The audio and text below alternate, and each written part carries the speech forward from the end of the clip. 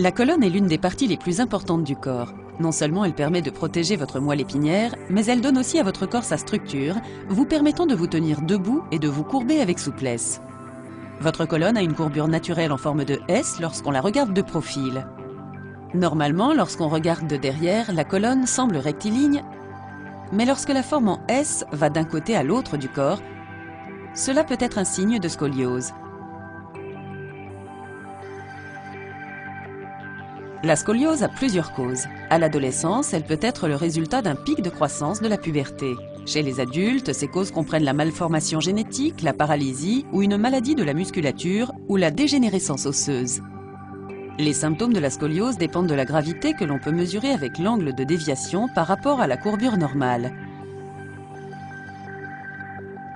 Dans les cas légers, avec des courbes allant jusqu'à 40 degrés, les symptômes peuvent être des déformations physiques telles qu'une épaule ou une hanche plus haute que l'autre.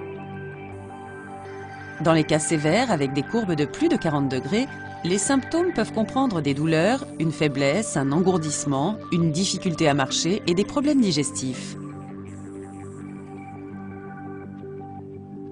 Dans les cas les plus sévères, avec des courbures supérieures à 60 degrés, la déformation peut toucher la zone thoracique entraînant des problèmes cardiaques et respiratoires.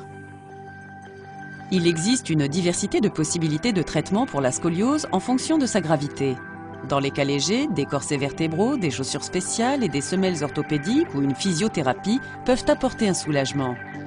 La natation, les étirements et les exercices respiratoires sont bénéfiques. On ne recommande la chirurgie que dans les cas sévères, dus à une douleur insupportable ou une déformation physique, ou bien lorsque la santé du cœur et des poumons est compromise. La chirurgie implique des insertions de vis, plaques ou tiges métalliques pour redresser la colonne.